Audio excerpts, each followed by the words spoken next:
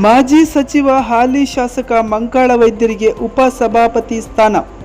ಉತ್ತರ ಕನ್ನಡಕ್ಕೆ ಮತ್ತೊಂದು ಮಹತ್ವದ ರಾಜಕೀಯ ಜವಾಬ್ದಾರಿ.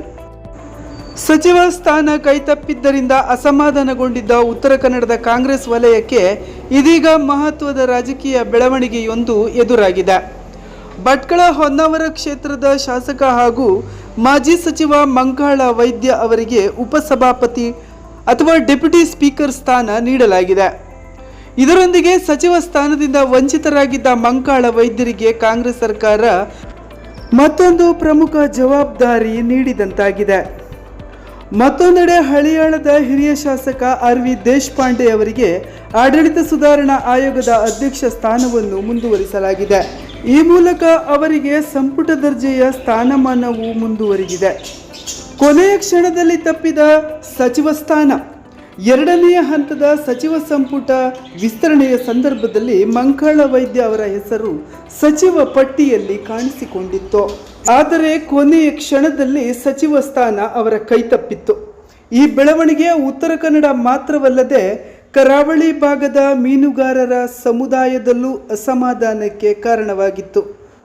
ರಾಜ್ಯ ವಿಧಾನಸಭೆಯಲ್ಲಿ ಮೀನುಗಾರರ ಸಮುದಾಯದಿಂದ ಪ್ರಮುಖವಾಗಿ ಪ್ರತಿನಿಧಿಸುತ್ತಿರುವ ಮಂಕಾಳ ವೈದ್ಯರು ಈ ಹಿಂದೆ ಮೀನುಗಾರಿಕೆ ಸಚಿವರಾಗಿ ಕಾರ್ಯನಿರ್ವಹಿಸಿ ತಮ್ಮದೇ ಆದ ಛಾಪನ್ನು ಮೂಡಿಸಿದ್ದರು.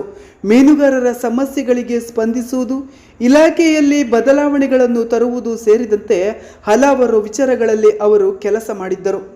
ಹೀಗಾಗಿ ಸಚಿವ ಸ್ಥಾನ ಕೈತಪ್ಪಿದಾಗ ಮೀನುಗಾರರ ಸಮುದಾಯದ ಧ್ವನಿಗೆ ಸೂಕ್ತ ಸ್ಥಾನಮಾನ ಸಿಗಲಿಲ್ಲ ಎಂಬ ಅಸಮಾಧಾನದ ಮಾತುಗಳು ಕೇಳಿ ಬಂದಿದ್ದವು.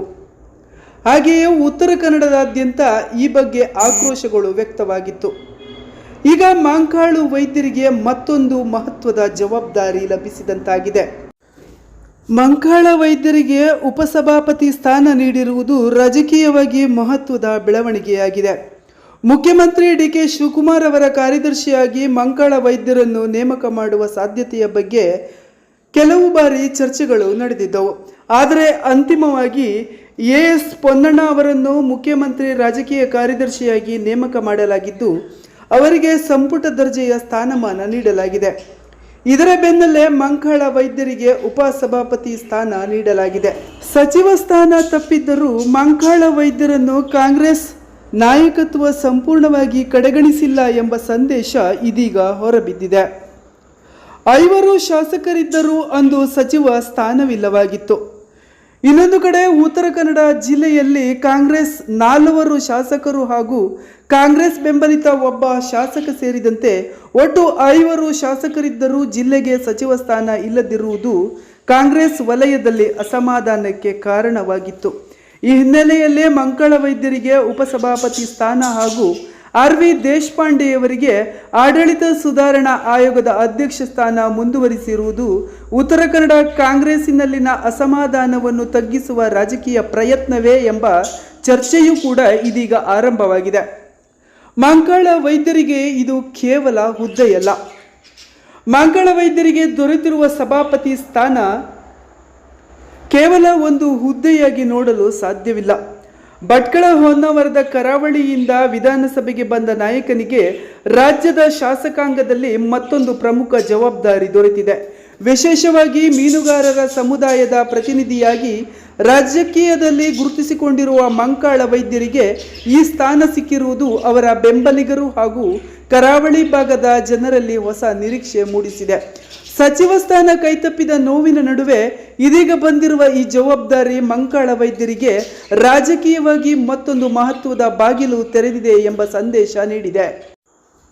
ಉಪಸಭಾಪತಿಯಾಗಿ ಮಂಕಾಳ ವೈದ್ಯರು ತಮ್ಮ ಅನುಭವವನ್ನು ಬಳಸಿಕೊಂಡು ವಿಧಾನಸಭೆಯ ಕಾರ್ಯಕಲಾಪಗಳನ್ನು ಎಷ್ಟು ಪರಿಣಾಮಕಾರಿಯಾಗಿ ಮುನ್ನಡೆಸುತ್ತಾರೆ, ಉತ್ತರ ಕನ್ನಡದ ದನಿಯನ್ನು ರಾಜ್ಯ ಮಟ್ಟದಲ್ಲಿ ಇನ್ನಷ್ಟು ಬಲವಾಗಿ ಪ್ರತಿನಿಧಿಸುತ್ತಾರೆ ಎನ್ನುವುದನ್ನು ಕಾದು ನೋಡಬೇಕಾಗಿದೆ.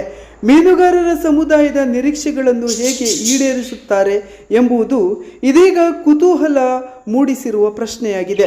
ಒಟ್ಟಿನಲ್ಲಿ ಸಚಿವ ಸ್ಥಾನದಿಂದ ಕೊನೆಯ ಕ್ಷಣದಲ್ಲಿ ವಂಚಿತರಾಗಿರುವ ಮಂಕಾಳ ವೈದ್ಯರಿಗೆ ಇದೀಗ ಉಪಸಭಾಪತಿ ಸ್ಥಾನ ಸಿಕ್ಕಿರುವುದು ಉತ್ತರ ಕನ್ನಡದ ರಾಜಕೀಯದಲ್ಲಿ ಮಹತ್ವದ ಬೆಳವಣಿಗೆಯಾಗಿದೆ. ಮಂಕಾಳ ವೈದ್ಯರಿಗೆ ಹೊಸ ಜವಾಬ್ದಾರಿ ಉತ್ತರ ಕನ್ನಡಕ್ಕೆ ಮತ್ತೊಂದು ರಾಜಕೀಯ ಮಾನ್ಯತೆಯಾಗಿದೆ. ಮೀನುಗಾರರ ಸಮುದಾಯಕ್ಕೆ ಇದೊಂದು ಹೊಸ ನಿರೀಕ್ಷೆ ಎಂದು ಹೇಳಬಹುದಾಗಿದೆ. ಕರಾವಳಿ ಸಮಾಚಾರ ನ್ಯೂಸ್ ಬ್ಯೂರೋ.